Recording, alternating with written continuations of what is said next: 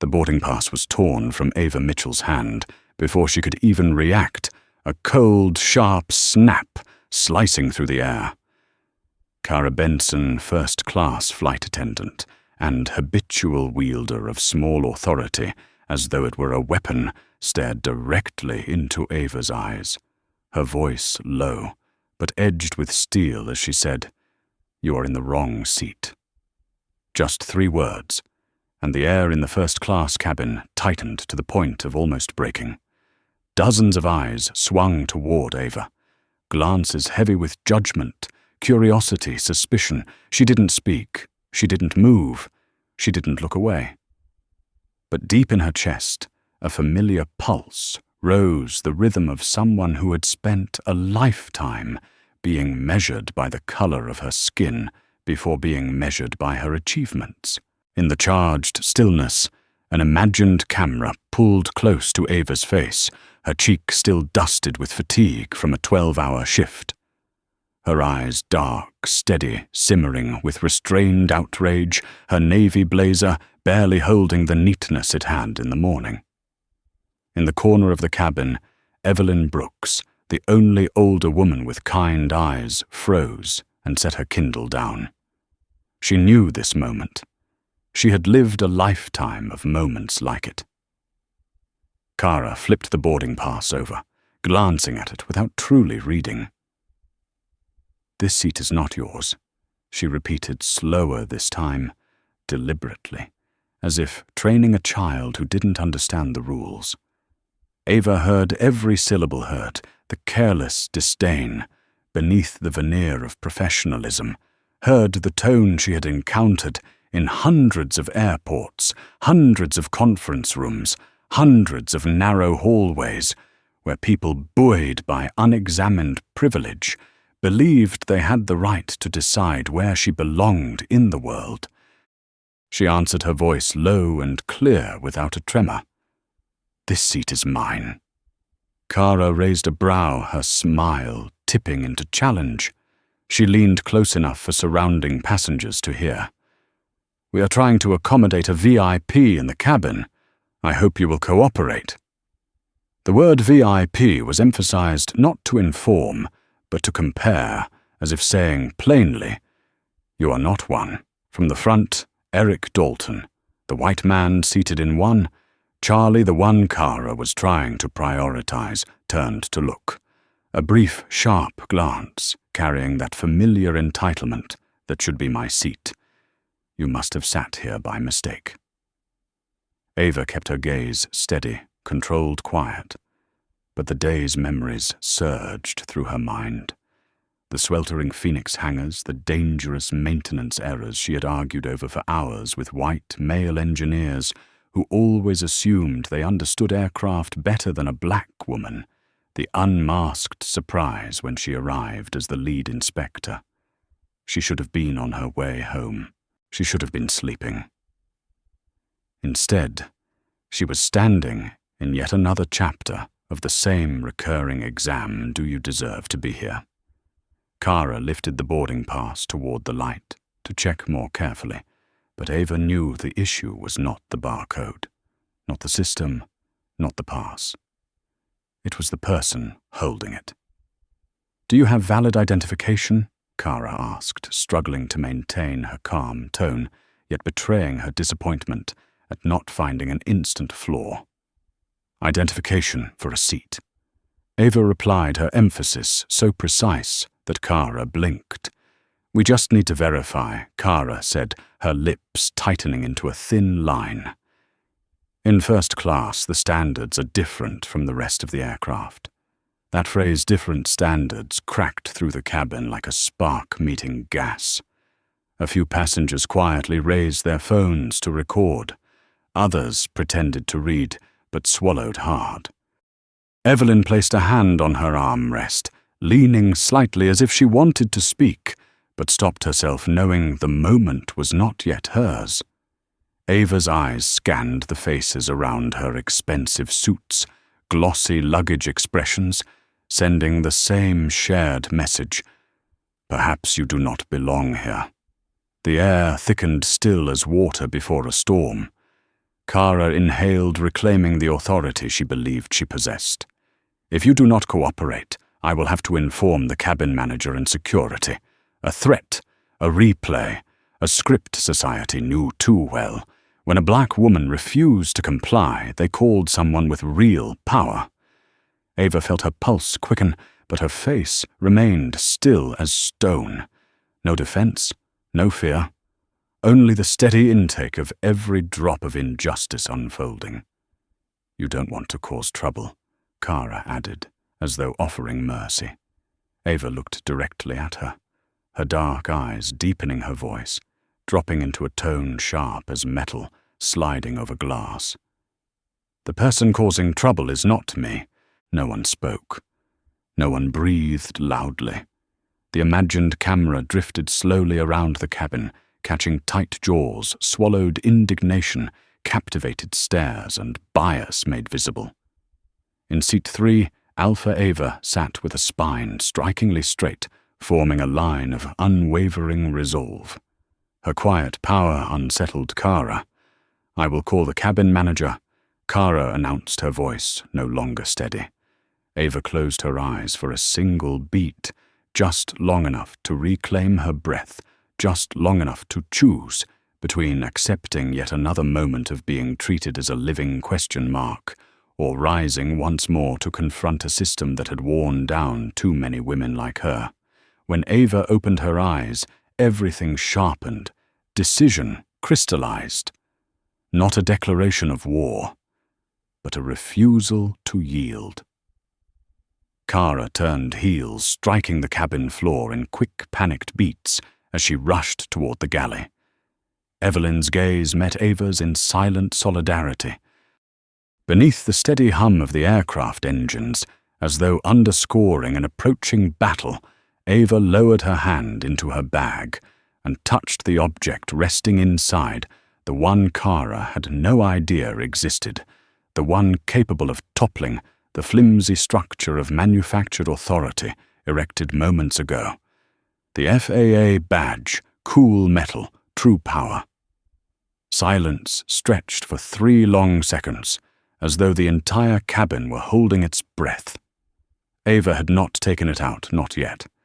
But the imagined camera zoomed in on her fingertip, brushing the edge of the gold card, and every viewer, even without seeing it, would know one thing with absolute certainty: they had just insulted the wrong woman, and the storm was about to begin.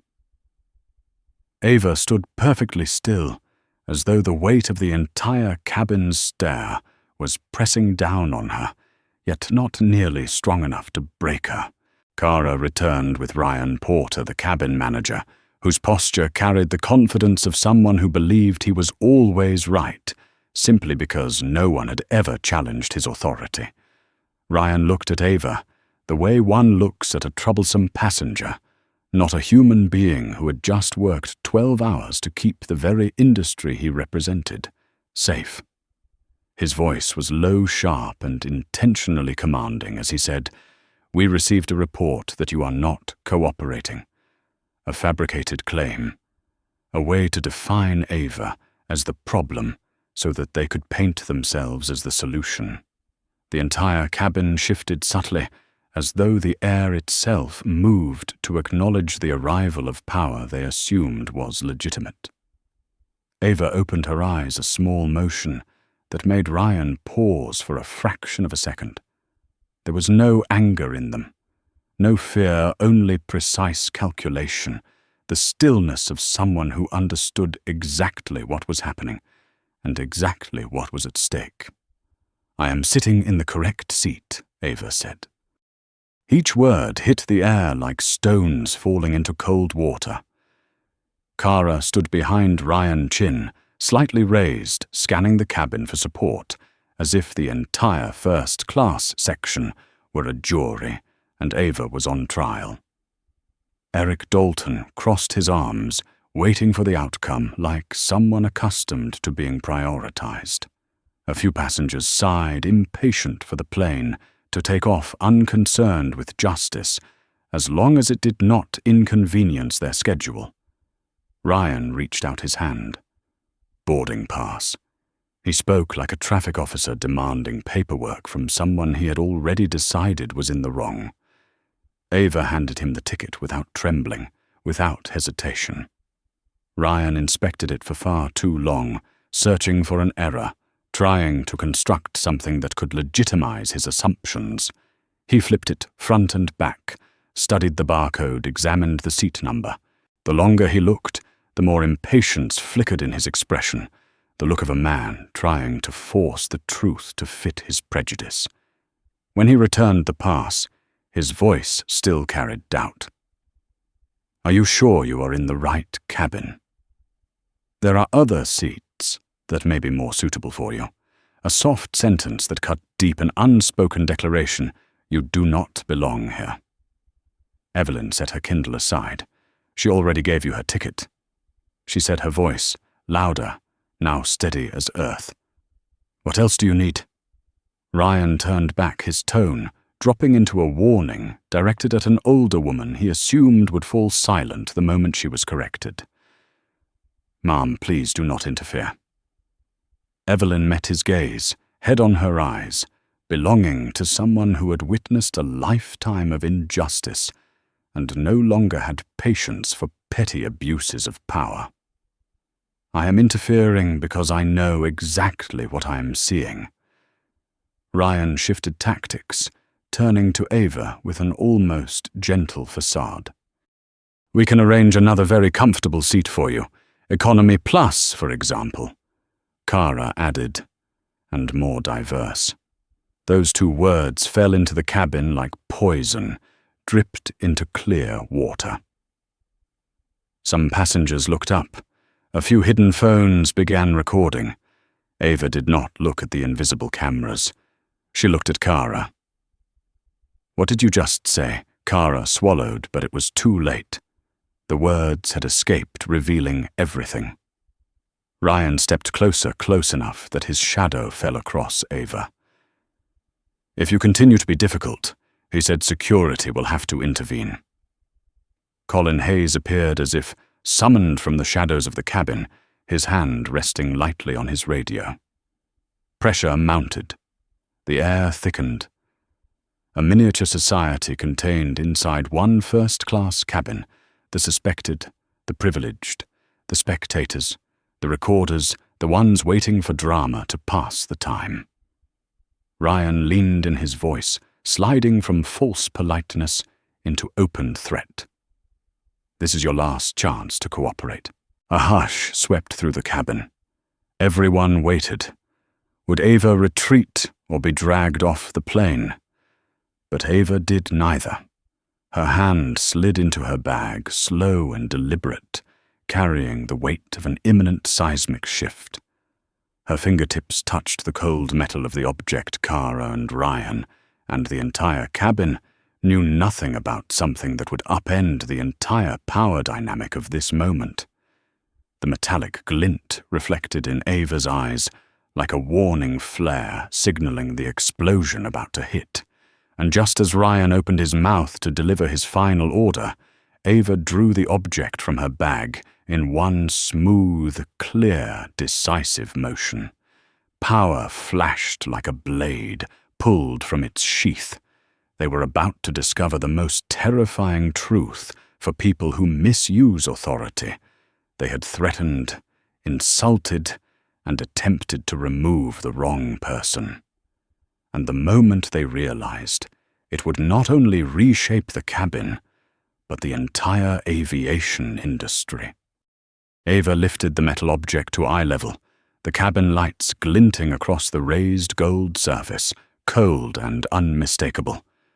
Ryan froze for half a second, and half a second was all it took for a man to understand that every ounce of authority he had just displayed had instantly turned to ash.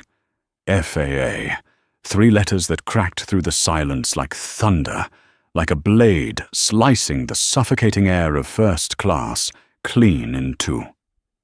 A senior federal aviation, safety inspector badge, real power, not the power of a flight attendant's uniform, not the power of someone accustomed to first class, not the power of a man who believed that wearing a suit made him the law.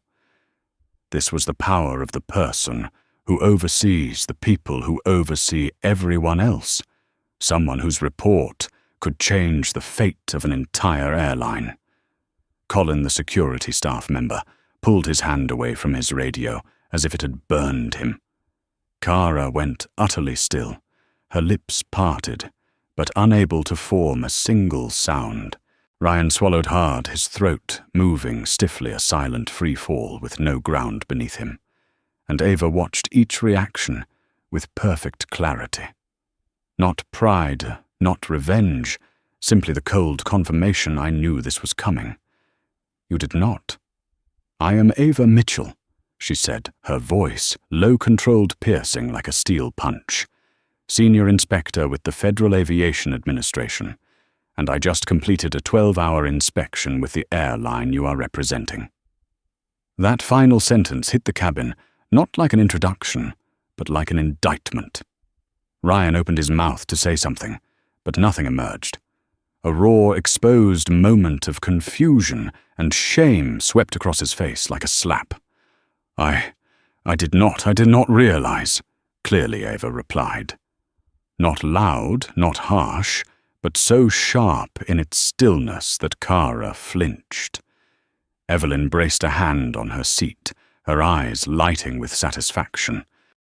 Honestly, she murmured loud enough for a few nearby passengers to hear, I have been waiting for this moment from the beginning.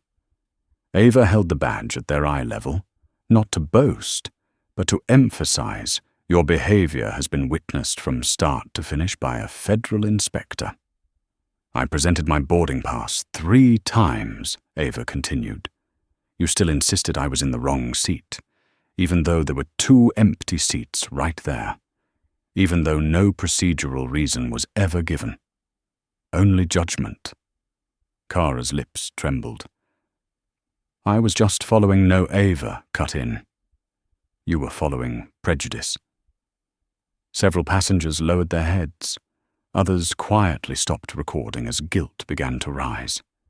Eric Dalton tightened his grip on his leather briefcase, shrinking into himself, though moments earlier he had expected Ava to be removed, as if it were his natural right. We sincerely apologize, Ryan stammered.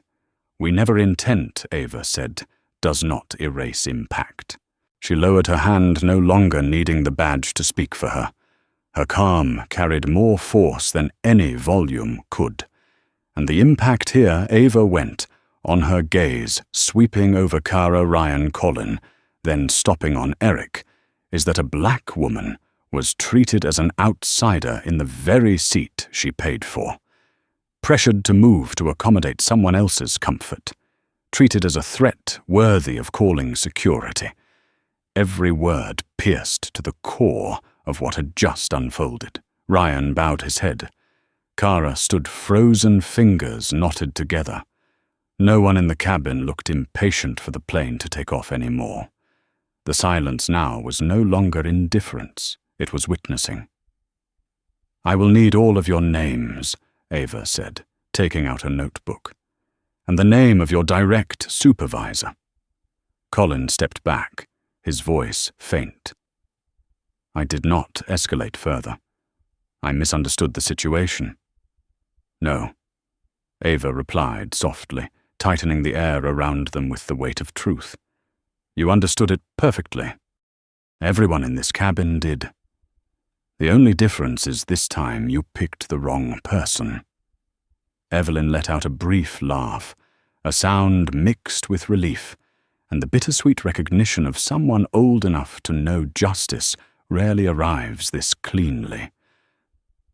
I will document everything in my report tomorrow, Ava said, and I hope this makes you reconsider how you treat passengers, not only when they have a badge, but when they are simply human. Ava closed her notebook.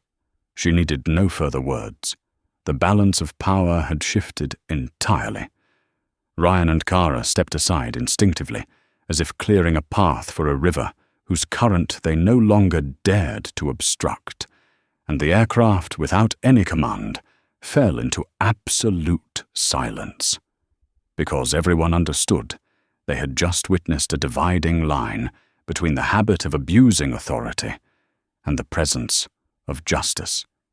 Ava slipped the badge back into her bag, a small motion, but its echo rippled through the cabin. Not because it was an FAA credential, but because it was the undeniable truth they had insulted the last person they should have insulted. And from that moment forward, nothing would ever be the same. Ryan stepped away from the roar like a man who had just backed off from the edge of a cliff, yet the tension in the cabin did not ease.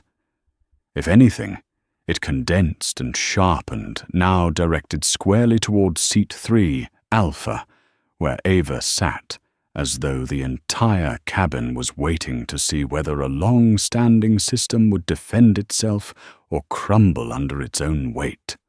Kara returned first her hands, gripping the passenger manifest so tightly the edges curled. She walked lightly, as if entering a courtroom, her eyes unable to meet Ava's, yet unable to look anywhere else. We will reassign the seating again, Kara said, her voice shrinking half a note. But Ava heard the real message beneath it, a desperate attempt to cling to the last scraps of authority, now that all the false power had been stripped away. From the row ahead, Eric straightened, adjusting his collar, as if the turmoil moments earlier had nothing to do with him. But the tension in his shoulders, the uneven breath, the way he avoided eye contact, all revealed the truth. His familiar place on the social ladder had just been yanked out from under him. No one spoke loudly, but everyone felt the shift in hierarchy. Evelyn leaned forward, her hands placed neatly on her knees, like someone who had sat through countless hearings and knew the precise moment when truth weighed more than volume. I want to confirm, she said, her voice carrying clearly across 3 rows. There was no procedural reason to move her seat. Correct, Kara, startled, blinking rapidly. We were just following flexible policy. To ensure flexible, Evelyn repeated, her voice firm like hardwood. A pretty word to hide bias. Ryan returned just in time to hear that. He stopped mid-step, as if splashed with cold water. Mrs. Brooks, he said, forcing politeness, the matter is being resolved. No, Evelyn replied. Still sitting upright, it is being covered up. A quiet came from row 5, where a middle-aged businessman pretended to read emails, but had clearly been tracking every beat of the confrontation. The whole cabin saw what happened, he said softly, though his words cut straight to Ryan. You should stop deflecting and start fixing. For the first time, truth surfaced, not from Ava, not from her badge, but from the witnesses themselves, a cabin confronting its own reflection. Colin, still near the aisle, lifted his gaze from the floor. His posture no longer resembled that of a guard waiting for orders, but of a man facing the uncomfortable reflection of a system he had been serving without questioning.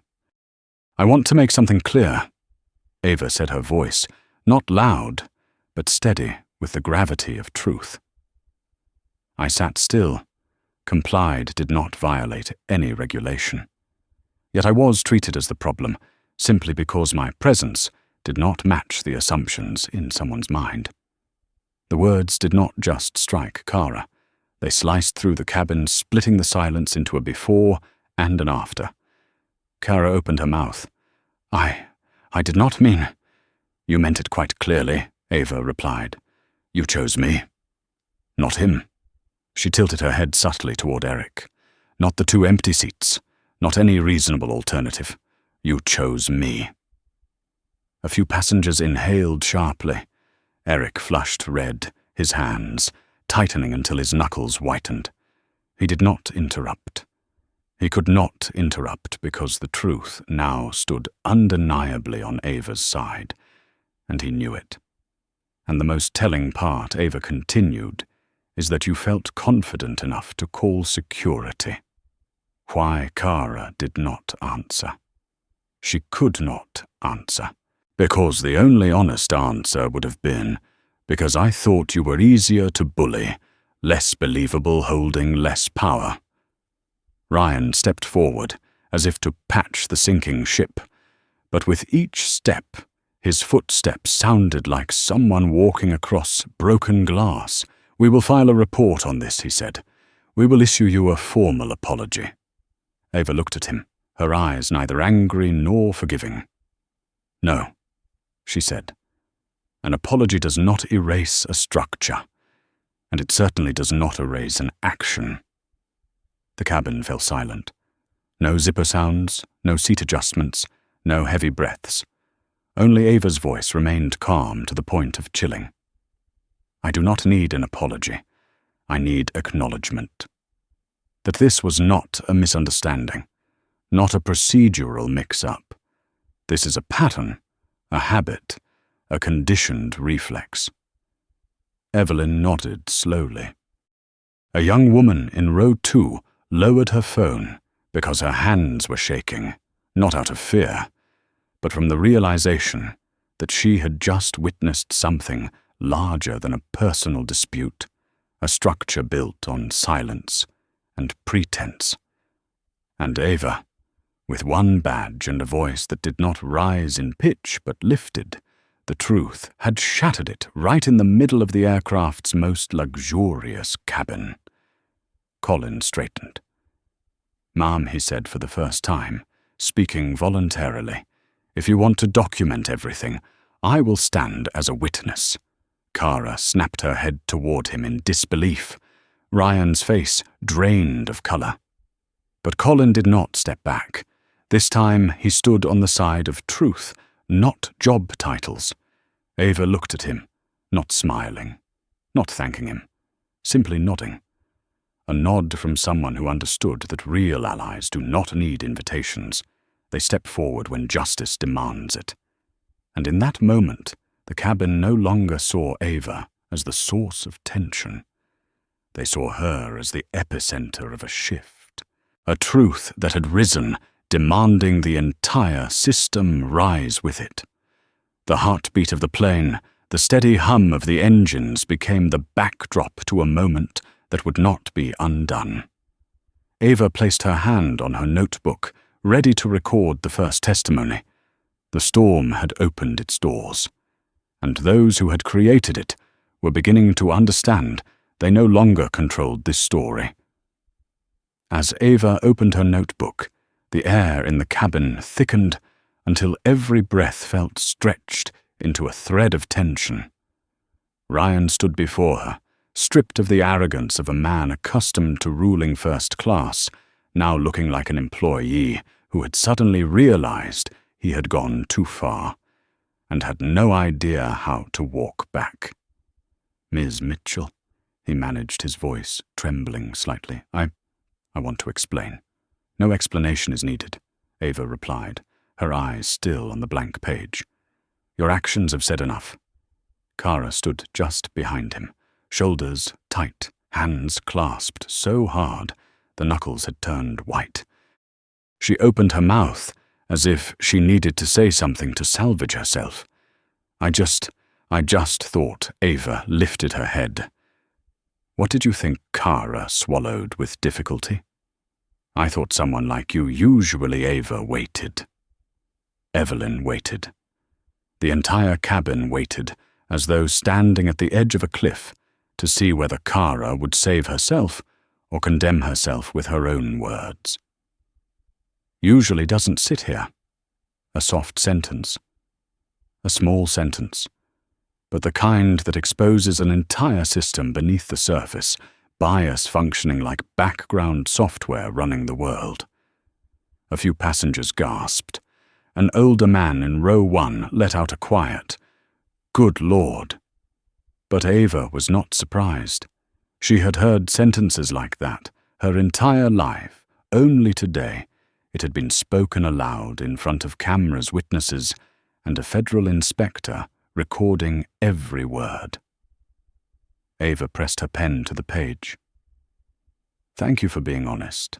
Kara darted a glance at Ryan, as if begging for rescue, but he was caught between shame and panic himself. We truly did not intend to discriminate," Ryan said, trying to force professionalism back into his voice, but producing only an empty shell. "We did not expect it to escalate like this." Ava looked straight at him. "This is not something that escalated. This is something that has always been happening. Today it was simply caught." A young woman in row 2 let out a soft, not in shock, but in agreement. She lowered her phone completely, as if she no longer wanted to merely record this moment, but to stand present for it. Colin, the security officer, stood nearby, but he no longer looked like an instrument of the system. He stood like a man who had decided to straighten his spine in the face of wrongdoing. "Ms. Mitchell," he said, "I want to be an official witness.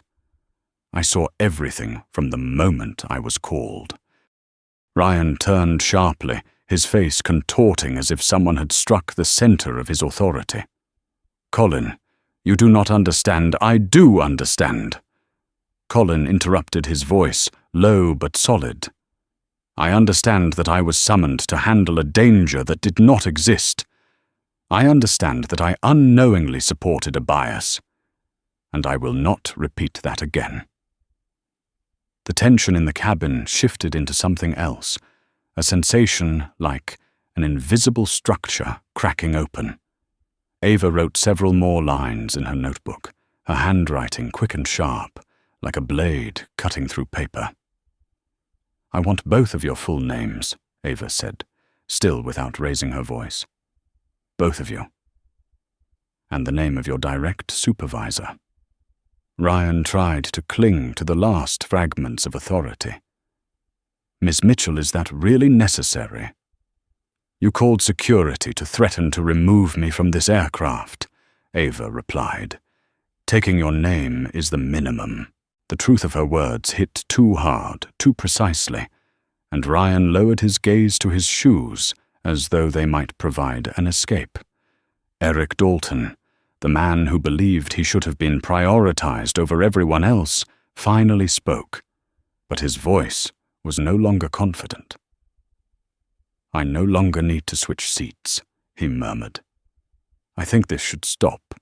Ava turned to look at him for the first time since all of this began. "You think this should stop because you are no longer the one being prioritized." Eric swallowed, blinking rapidly. No one stepped in to protect him from the question. Ava leaned forward slightly, her voice low and precise. "No, this does not stop here. Not when the truth has been exposed. Not when silence has finally been broken." The breath of the entire cabin seemed to drop. Not out of fear of Ava, but out of fear of the reflection she forced them to confront. Kara's voice trembled. Will you give us a chance to make things right? I will give the system a chance," Ava said. "But not by ignoring what happened today." She closed the notebook and slid the pen into its spine. A small sound, clean and definitive, but resonating like a pronouncement, Ryan faltered. Kara bowed her head. Colin stood taller. Evelyn smiled, not out of satisfaction, but out of the rare hope found in watching a black woman remain unbroken before a structure waiting for her to crack. And as Ava placed the notebook onto her tray table, the cabin seemed to shift into a different state. No longer just the site of an injustice, it had become the site of its exposure. A place forcing everyone to choose whether to remain on the side of old habits or step toward the light Ava had just opened. Ava leaned back into her seat, closed her eyes for a single beat. Not to rest, but to prepare for what came next, for she knew this moment would alter more than the flight. It would change everything after. And everyone in the cabin felt it. The storm had not ended. It had only just begun to fall. Ava opened her eyes. The moment hurried footsteps echoed from the front of the cabin, a warning rhythm, announcing that a higher tier of authority was approaching. Passengers near the aisle straightened instinctively, while Ryan spun around so quickly he nearly lost his balance. Captain Leon Archer stepped into first class. Tall, composed, his steel-grey eyes carried the weight of tens of thousands of hours in the sky. But today that gaze was not fixed on a runway. It was locked straight onto the epicenter of the wrongdoing that had just been exposed, Seat 3, Alpha. When he stopped in front of Ava, the entire cabin seemed to freeze in a moment of absolute stillness. No one moved. No one dared breathe too deeply. Mitchell, he said, his voice, low-controlled, but threaded with restrained fury. Not fury directed at Ava, but fury toward those who had allowed his flight to become a serious incident. Ryan stood stiff beside him, looking like a schoolboy about to be scolded before an entire class. Kara had shrunk into the shape of a shadow, stripped of her usual confident posture. Captain Archer scanned the cabin, his eyes sweeping over every passenger like a moral X-ray. I have just been informed about the situation here. The word situation landed heavily, as if he were choosing between labeling it a major violation or a collective embarrassment. Ava did not answer. She simply held his gaze steady and silent, offering enough respect to listen and enough authority to remain unshaken. Would you like to recount the events in your own words? He asked. Not because he doubted her, but because fairness required formality. Ava turned her notebook slightly. I presented my boarding pass. 3 times. I was asked to leave my seat, not for procedural reasons, but because of bias. Captain Archer pivoted to Ryan. Is that correct? Ryan opened his mouth. But no answer came out. No sound at all. The captain didn't wait. You do not need to defend yourselves. I have reviewed the cabin camera. A sharp exhale rippled from a corner of the cabin. That meant one thing: everything had been recorded. From the moment Kara touched the boarding pass with an authoritarian air, to the words more diverse, to Ryan calling security. No erasing, no denial. Captain Archer took a deep breath, then turned back to Ava, his expression holding sincere, unmistakable respect. Ms. Mitchell, on behalf of the flight crew, I apologize. This is not the standard of our airline, and it is absolutely not the standard of a crew under my command. It was the right apology directed at the right person, delivered with the right weight. But Ava did not nod. She did not smile. She did not say, "It's all right." She replied in a voice as flat as still water and as deep as a dark ravine. An apology only holds value when the actions that follow carry equal value. The captain gave a slight nod at accepting her terms. I understand. He turned to Kara and Ryan. In that moment, his face no longer belonged to someone trying to calm a situation, but to someone making a ruling. Both of you go to the back cabin immediately. I will replace you in first class, and my report will document this incident clearly. Ryan went pale. Kara's shoulders collapsed inward. But the captain was not done.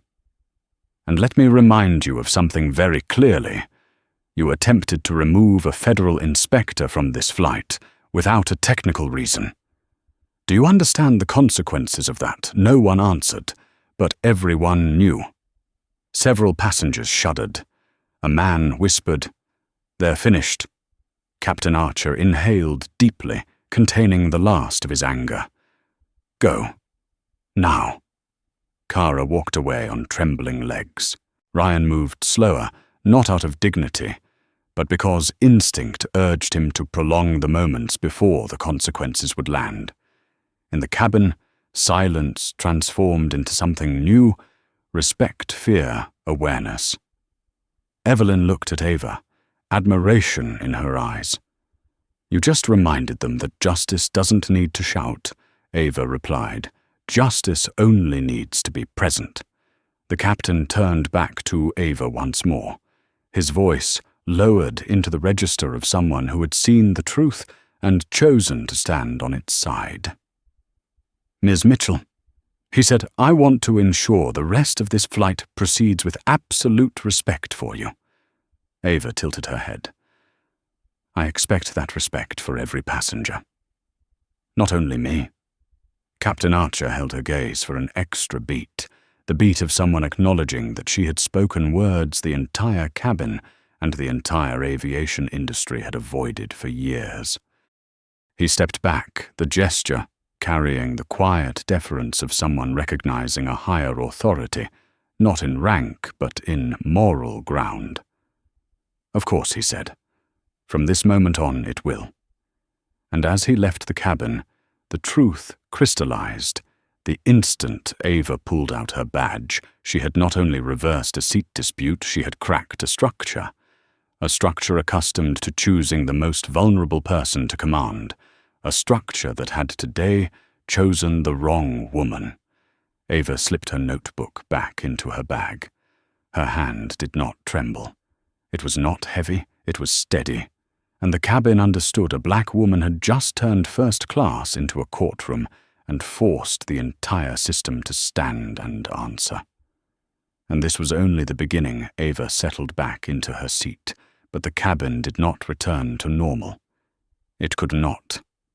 Once truth has been spoken aloud, it cannot be shoved back into the silence that used to contain it.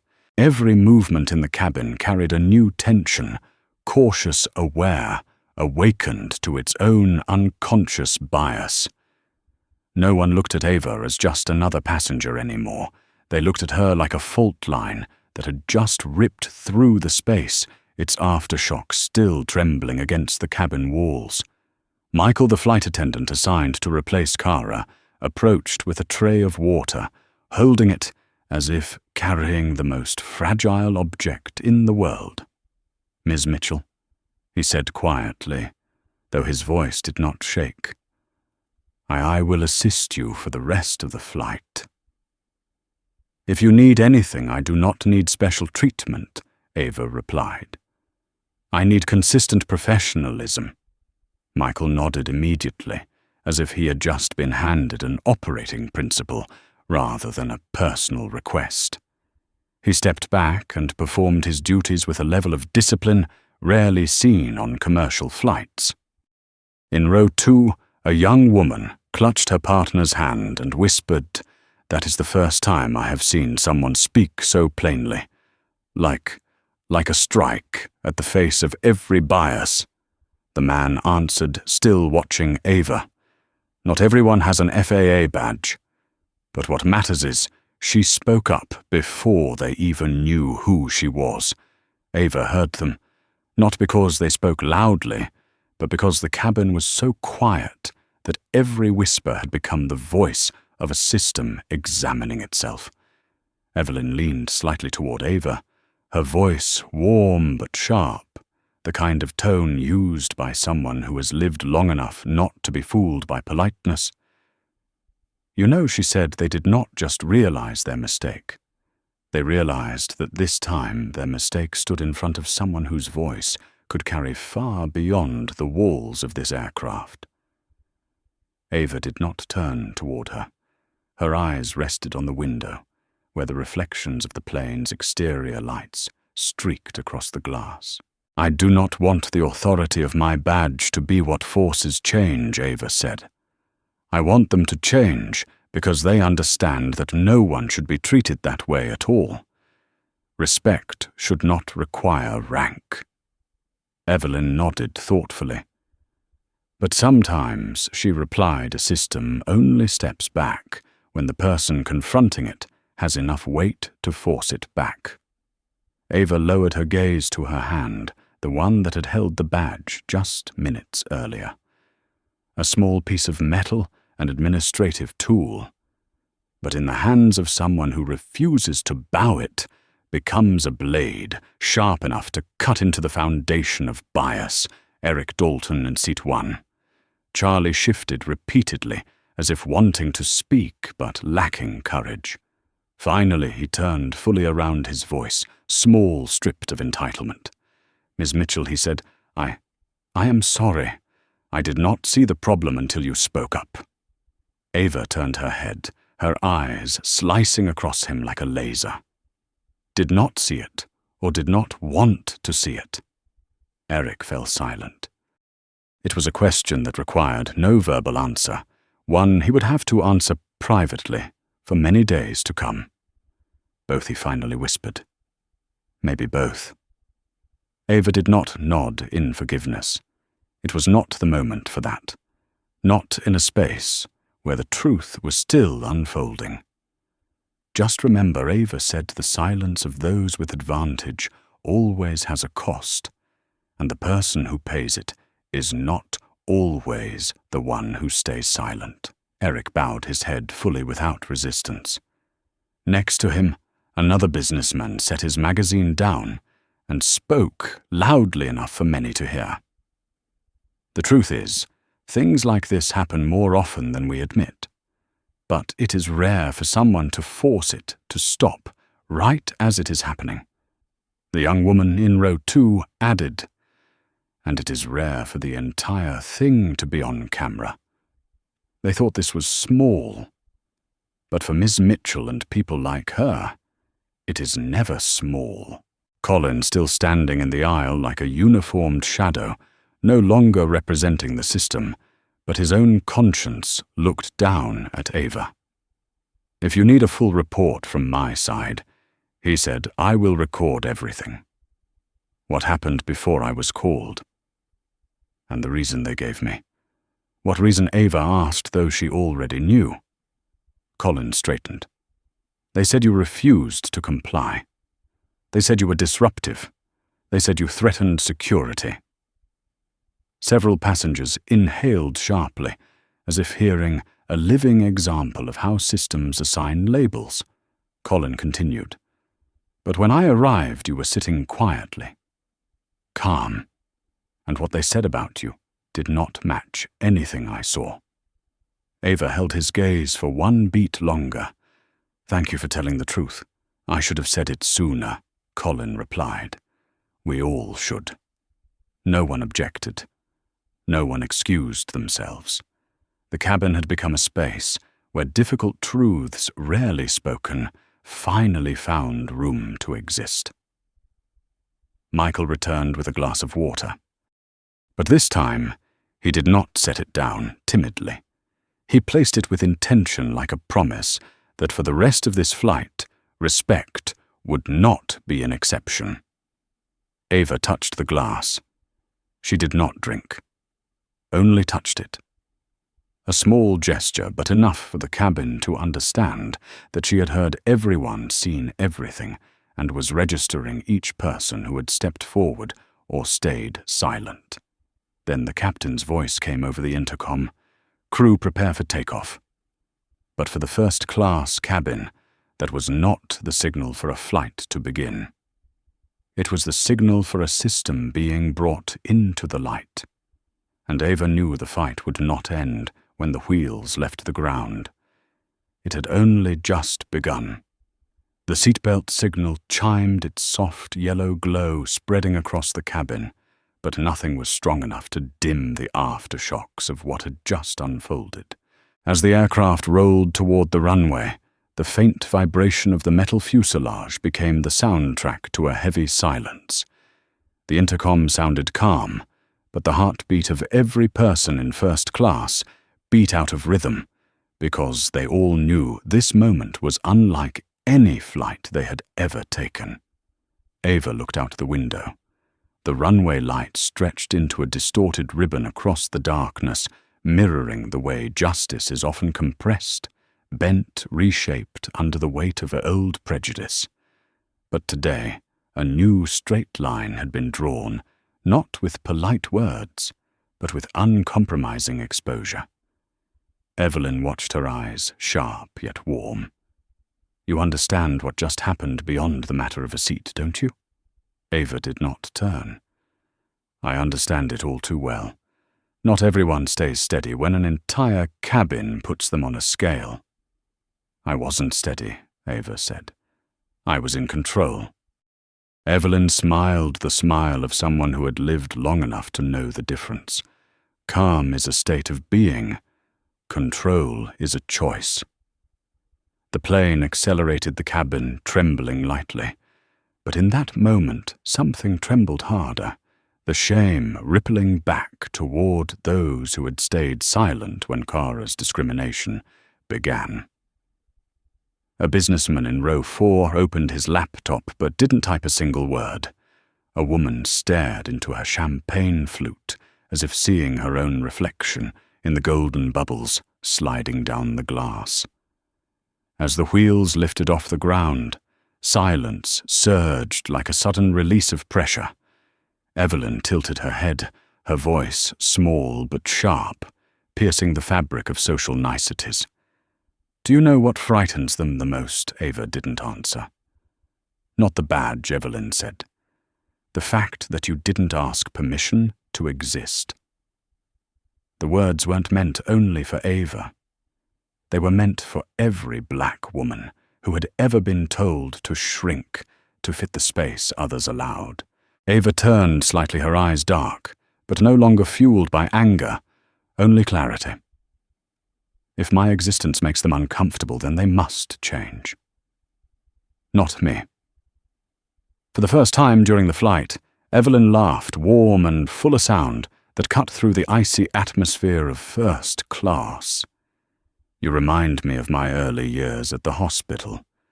When I said no, they thought I was being rude. But the truth was, I was refusing to stay inside their box." Ava dipped her head, a silent thank you to the woman who had stood beside her without ever being asked.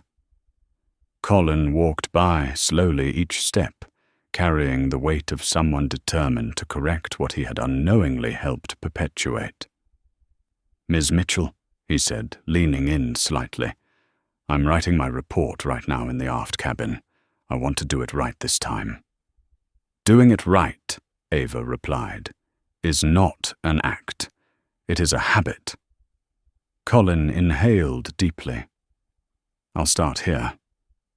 Michael returned with the first meal service. He stopped at Ava's row no longer fearful, but respectful, in a way that came from witnessing truth he could not look away from. "What would you like for dinner?" he asked. Ava looked up. "Whatever you are serving everyone else." Michael nodded, as if receiving a lesson he would carry through his entire career. Evelyn nudged Ava gently. "You know," she said, "the people who are aware will change after today. And those who refuse to change, at least now, they know their silence has a witness." Ava turned her pen between her fingers, a subtle motion, but one heavy with the reality that she was someone whose reports could force an airline to rewrite policies. "Do you know what they fear most?" Evelyn asked. "They fear your pen," Ava answered without pause. "They fear the truth." In the row ahead, Eric heard her. His shoulders sank, the posture of a man who finally understood that his silence had also been a vote for prejudice, not justice. He turned again, but not to defend himself, to confess. Ms. Mitchell Ava waited. "I've been so used to being prioritized that I didn't see others being pushed aside." Ava met his gaze. Not to shame him, not to wound him, but to make him face himself. "Now you've seen it," she said. "The question is, what will you do with what you've seen?" Eric bowed his head once more, not from humiliation, but from awakening. A young woman in row 2, the one who had been recording, spoke softly. I can send you the video if you need it." Ava held her eyes for a moment, then said, "Thank you." Not for me. For the truth. The cabin lights dimmed. The soft glow illuminated Ava's face, creating an image both calm and powerful, like someone guarding a flame in a space that had tried to extinguish it. Evelyn closed her eyes briefly, then spoke like a quiet prophecy. You know, every revolution begins in a moment when the one deemed weakest refuses to bow. Ava looked straight ahead into the long stretch of darkness filling the cabin like an endless horizon. And that moment, Ava said, is now. No one contradicted her. No one tried to soften the reality. No one pretended this had only been about a seat. The cabin bowed its head to the truth, a truth that had awakened and taken its first steps in the form of a black woman who refused to be made small. Slowly, very slowly, the aircraft ascended into the night, a night no longer dark enough to hide what needed to be seen. The navigation lights outside the window blinked steadily, but inside the cabin, nothing was steady at all.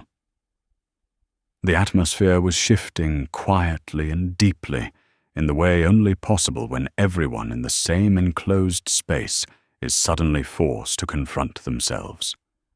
Ava reopened her tablet. The cool blue glow lit her features, turning her face into a blend of exhaustion and resolve, like a warrior documenting the battlefield after the smoke has barely cleared. Her fingers tapped across the screen with the precision of someone who had built an entire career on turning truth into documentation that could not be disputed. Every word, every detail, every spoken line. A few passengers glanced over, then quickly looked away, as though witnessing a judge writing a verdict. Evelyn watched her pride mingled with concern. Are you planning to file the report tonight? Ava did not pause. No, but I want to record it while everything is still hot. Evidence is never sharper than in the first hour. Neither are you, Evelyn said softly. Ava hesitated for half a second. Not from fatigue, but from the feeling of being seen, truly seen. I'm used to it, Ava replied. I don't want you to be, Evelyn cut in gently. No one should get used to always having to prove they're not wrong. Ava did not argue, because Evelyn was right. But being right does not mean the world will change because of it. That was why Ava was writing. A woman from row 5 stood to go to the restroom, then slowed as she passed Ava's seat, as though compelled to speak. I'm sorry I didn't say anything when they tried to remove you, the woman whispered. I knew it was wrong. But I didn't know if I had the right to step in. Ava looked up, not accusatory, not condemning. She spoke one sentence that made the woman freeze in place. Silence is participation. The woman let out a shaky breath, as if someone had just thrown open a door in a dark room. I understand, she said. Next time, I won't stay quiet. Ava nodded. That's the starting point. The woman walked on her footsteps, changed, not the steps of a bystander, avoiding involvement, but steps of someone newly awakened. Michael returned, placing the meal tray down.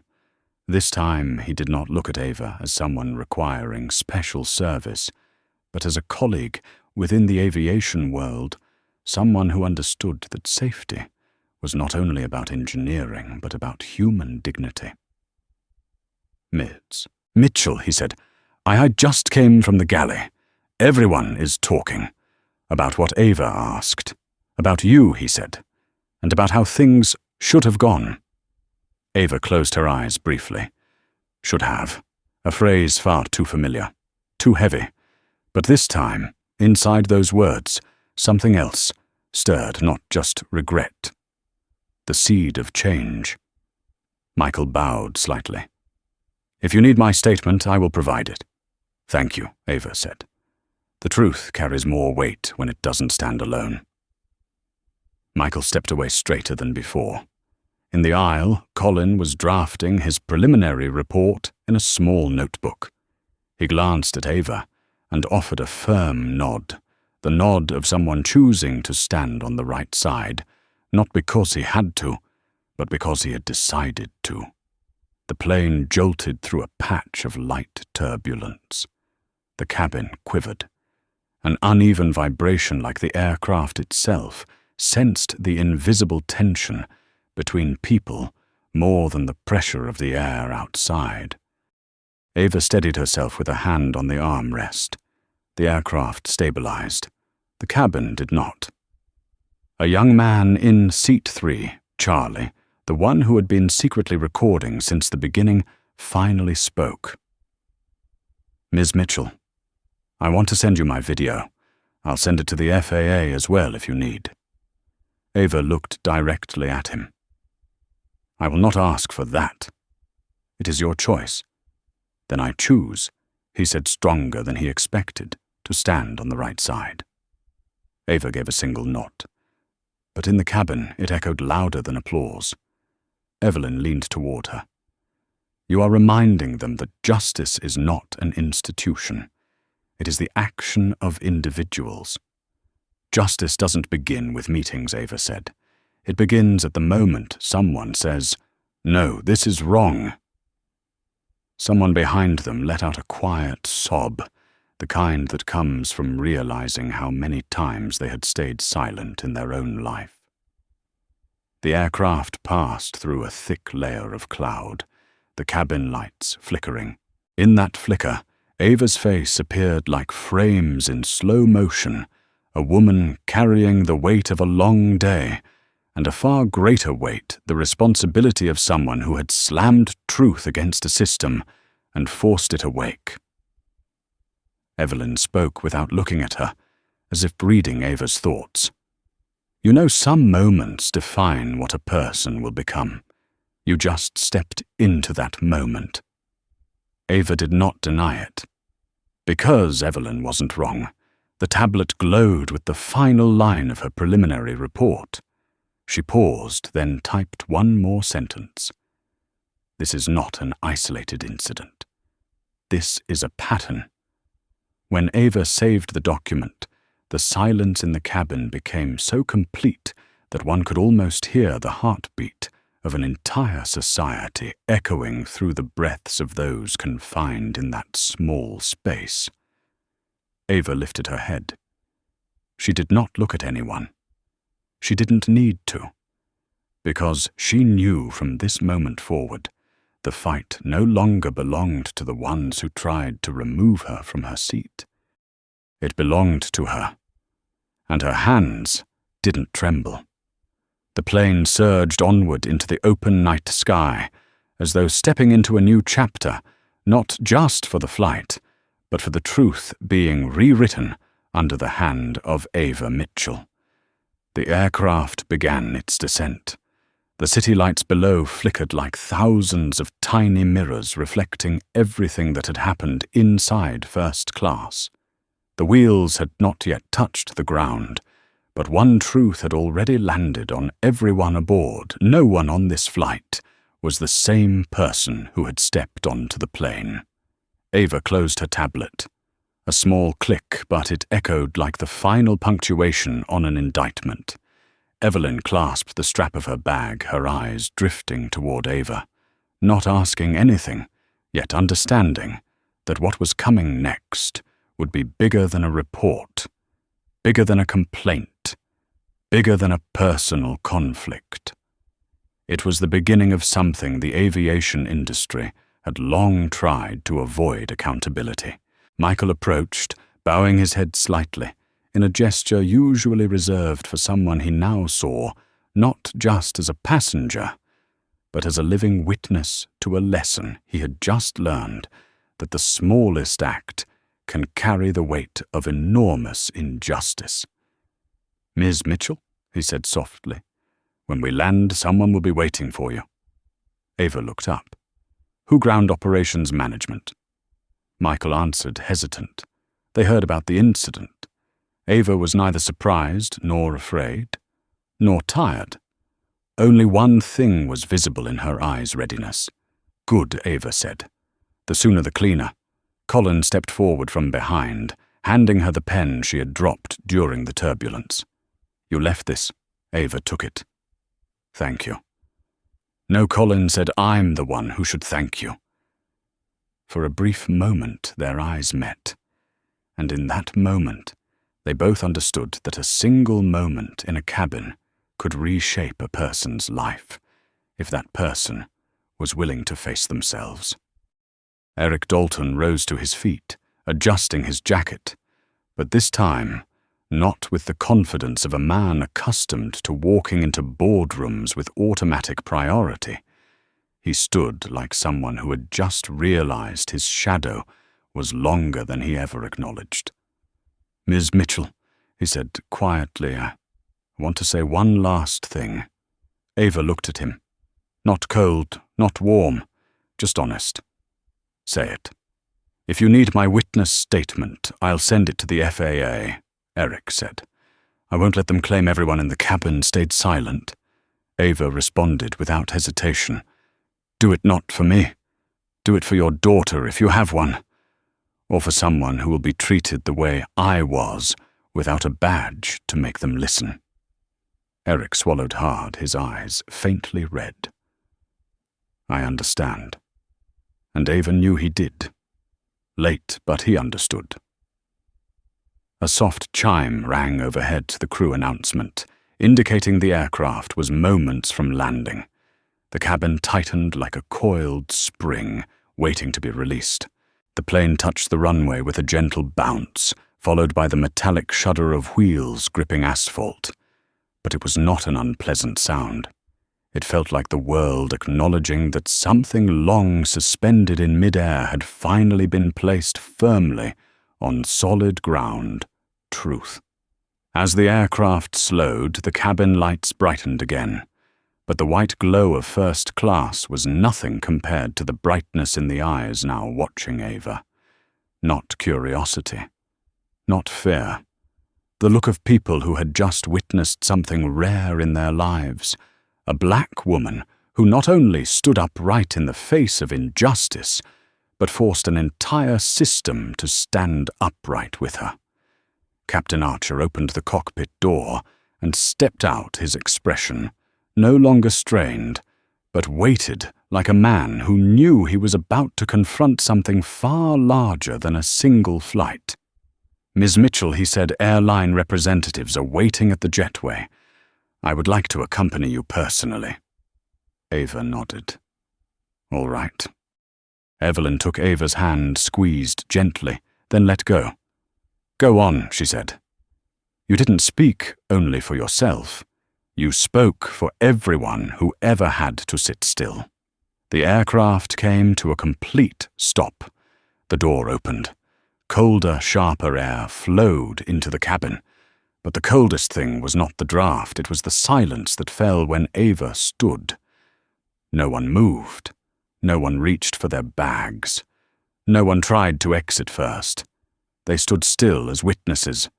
Witnesses to the moment a woman had turned the narrow aisle of first class into a corridor of justice. Ava reached for her suitcase. A simple motion. But in this cabin, in this moment, it felt like pulling the pin that would open a new door for everyone. She stepped into the aisle, and the cabin's gaze followed her in unison, like they were watching the future of the airline industry walk forward on black heels across the aircraft floor. At the exit, Colin stepped aside, not as security clearing the way, but as a soldier saluting a commander. Captain Archer walked just behind her, his hand resting lightly near her back in a gesture of symbolic protection. The jetway waited ahead. Harsher light, colder air. And somewhere beyond it, the people of the system waiting, likely preparing to contain the fire that had ignited inside this cabin. What they did not know was this: the fire came not from anger, but from truth. Ava stepped out. She did not look back. She did not need to, because she knew the cabin behind her had already changed forever, and the system ahead of her was about to do the same. Ava Mitchell's story reveals a truth that experts in social equity have warned about for years. Injustice does not need to shout to survive. It only needs the quiet moments we allow to pass unquestioned. But when one person chooses to stand tall, the system is forced to realign. Ava did not change the cabin with her badge. She changed it with her ability to look directly at the truth and compel others to do the same. If you believe that the right to be treated with dignity should never depend on skin color or job title, then like and subscribe to help spread stories that break through silence and dismantle bias. And comment the phrase, "Stand tall," to affirm that you will always stand on the side of truth.